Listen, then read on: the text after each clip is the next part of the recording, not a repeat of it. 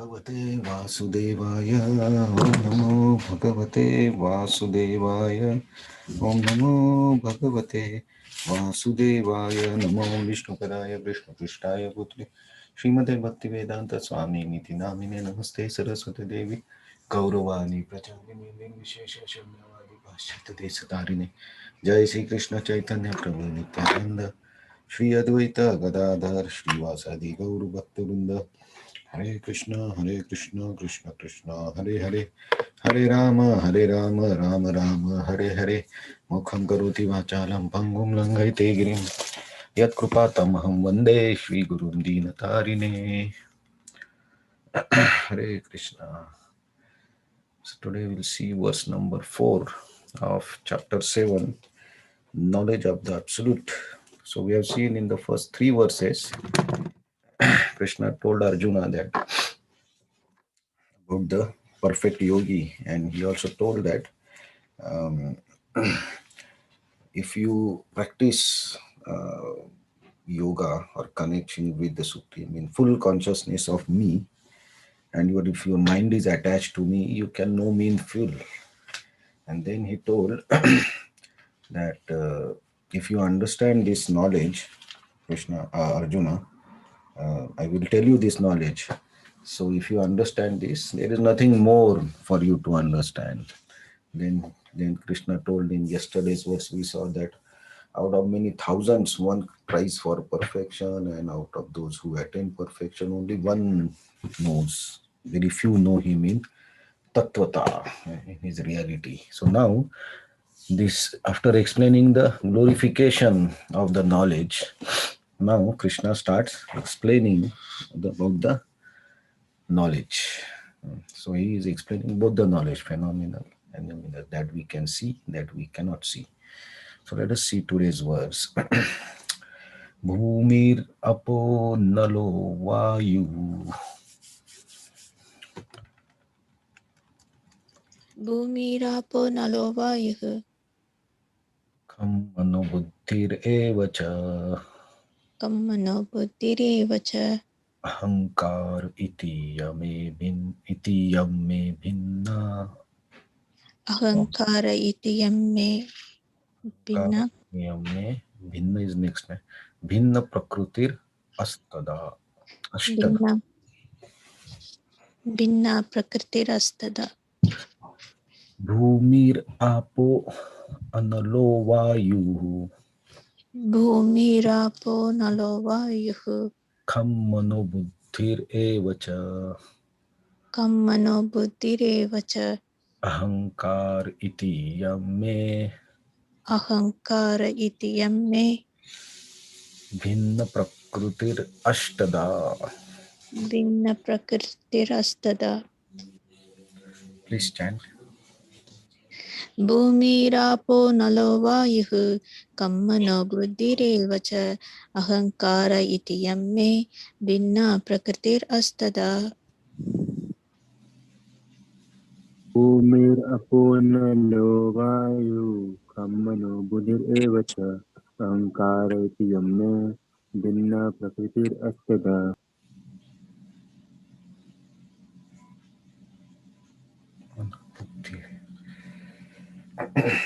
Thank you. So translation and purport. Earth, water, fire, air, ether, mind, intelligence, and false ego. Ahankar. Altogether, these 8 constitute my separated material energies. Purport. The science of God analyzes constitutional position of God and his diverse energies. Material nature is called Prakriti, and the energy of the Lord in his different Purush incarnation expansions, as described in Narad Purana, one of the Satvata Tantras.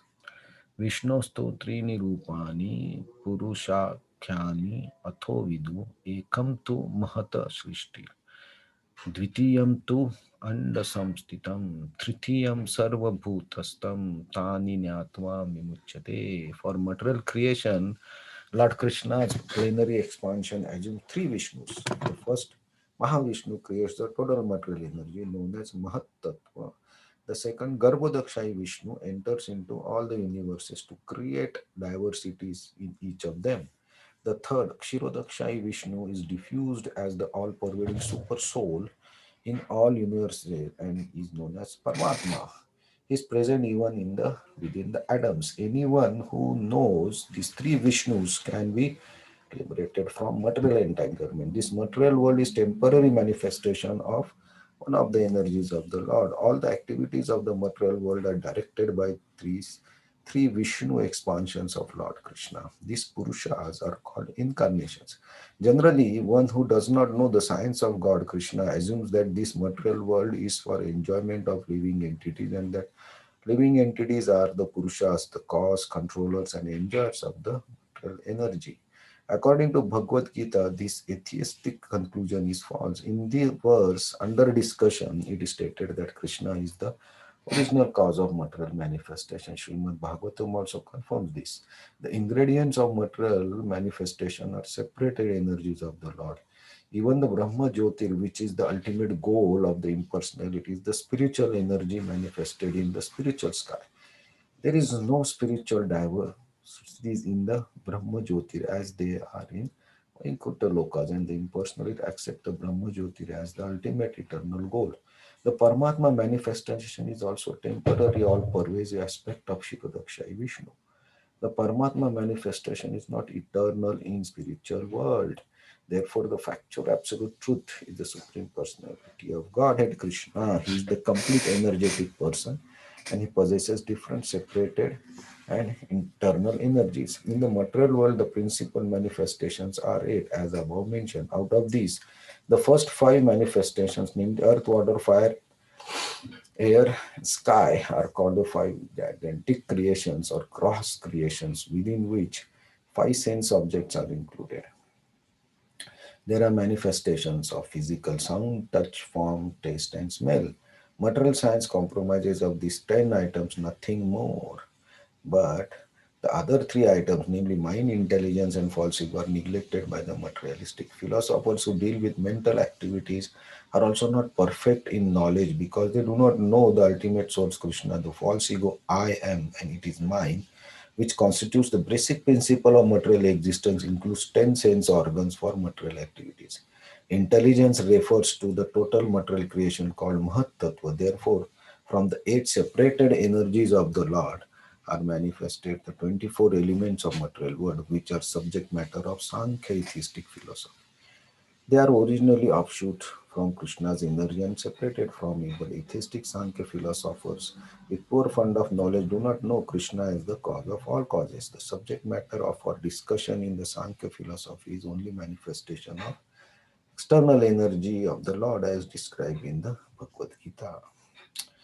So now Krishna will give the complete knowledge, right? So generally, for us as normal person living in this world, our world is limited to what we can see, what we can control, what is related to us, around us, right? So our house, the area around the house, our relatives, our friends, our neighbors. This is what we consider our world, and this is what we see, and we try to relate it to it.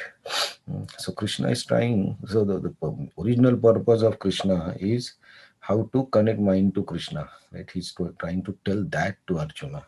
So so you have to now the Krishna is on the same line. Krishna is trying to uh, explain us and including Arjuna that how we can relate whatever we see around us that we consider our world. How can we connect it to Krishna? Right. So in bhakti terms, okay. So in the second chapter we saw the Sankhya philosophy. Right. Krishna explained the difference between body and soul and the characteristics of soul and everything. So in that, I think second chapter 37 or 38 words, Krishna says, now I till now I have explained you by the Sankhya. So that was the Sankhya philosophy to differentiate the body and the soul. But this is not what Krishna is trying to tell here. This knowledge is much deeper. Right? So when we say knowledge about Krishna, okay, in bhakti terms, when we want to do bhakti, not gyan, bhakti. So when we want to do the bhakti, to understand what is knowledge in terms of that, it is the powers of the Lord. So how many powers or how much powerful is my Lord? So that is the um, purpose, or that is the knowledge in terms of bhakti. Uh, so here Krishna is trying to tell Arjuna, uh, so whatever you see around us, it's completely dependent on this, or it constitutes these eight items: earth, water, fire, air, ether, mind, intelligence, and it also includes the sense objects. So this overall is the how this material world is made, and that is what we see. uh, so something we smell, something we taste, some forms we see by eyes, some forms we touch, uh, and we hear the sound. uh, so air, actually, air we cannot see, right? So air and ether are very subtle, we cannot see them, but air we can feel, right? In the winter we say cold air, in the summer we say hot air is blowing. So by the sensation of the air we can understand uh, the air is presence of the air. So ether is the most subtle element, but ether is the cause of sound.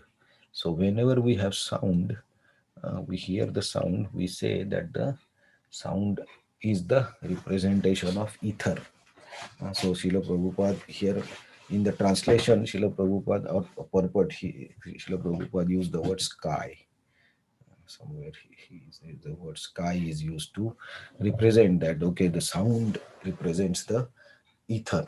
So these are the from gross to subtler elements, and more subtle than that is mind, buddhi, and ahankar.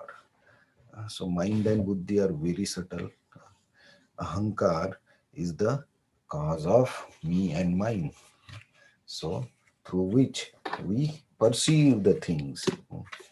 My hand, my leg, my body, the five senses, the senses through which we perceive or we experience this world. So legs, hands, anus, voice, genitals, and to understand, to acquire the knowledge, what we use: eyes, ear, tongue, nose, skin.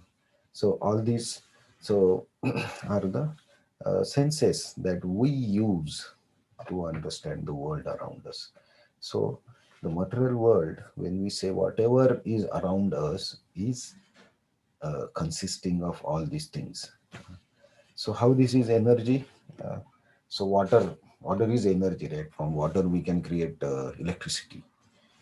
From earth, in the earth there are so many minerals, coal and wood and everything is there. So that is also energy.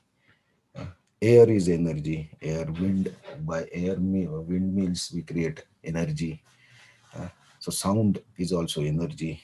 The sound is energy in terms that sound can create the vibrations that can change the mood of the person, or that can change the ways of thinking. So sound also has energy. Fire, of course, has energy. So all these are energy, and Vishwanath Chakravarti, Shri Vishwanath Chakravarti Thakur says these are the eight parts, or this is how in eight categories the energy of the power of the Lord is represented.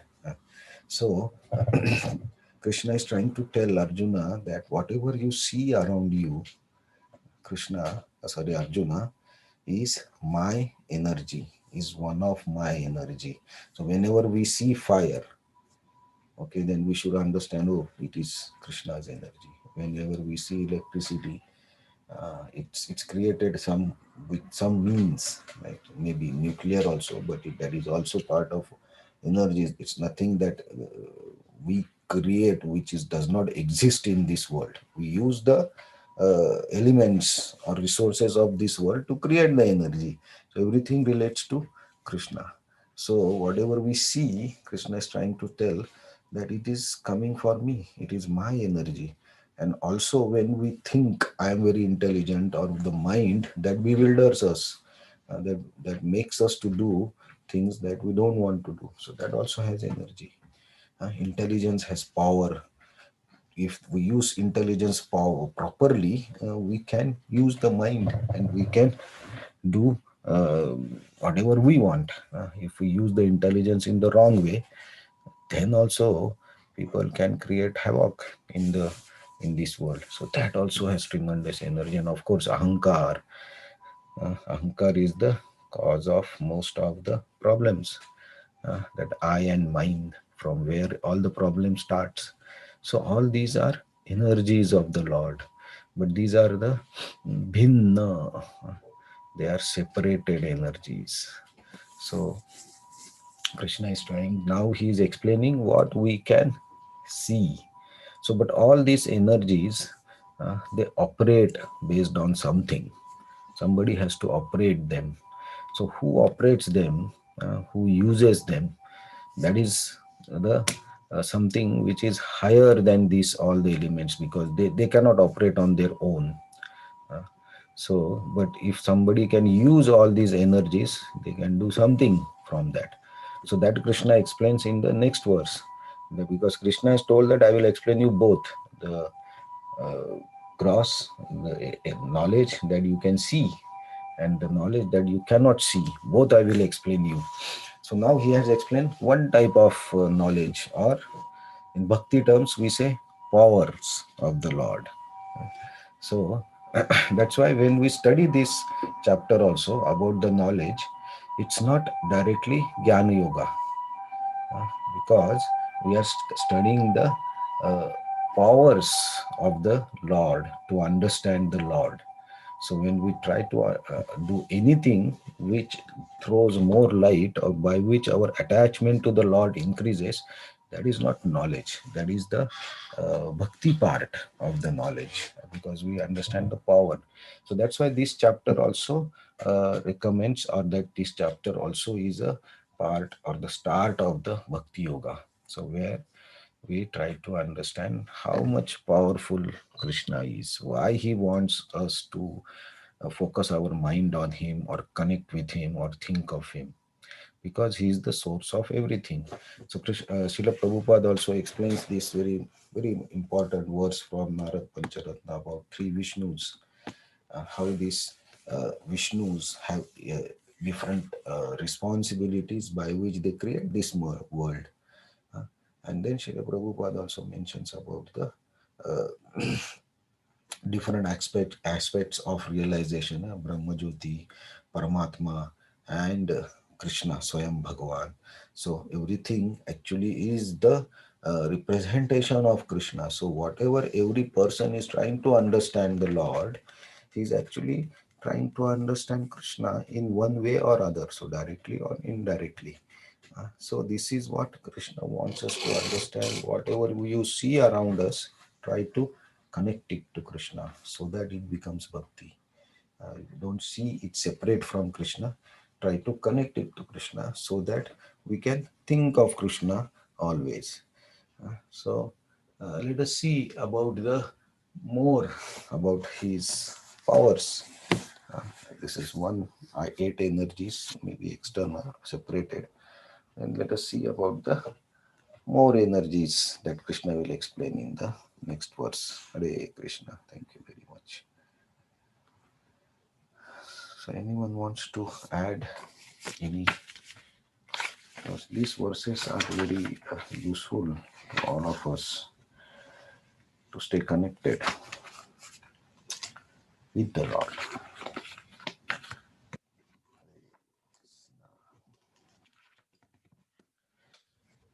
Anybody wants to add comments?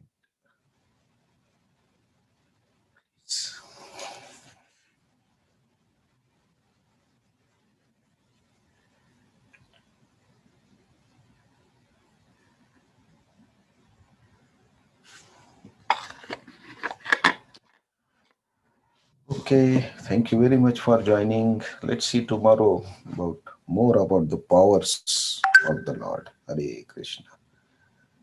Thank you. Hare Krishna. Hare Krishna. Hare Krishna. Thank you. Thank you. Hare Krishna.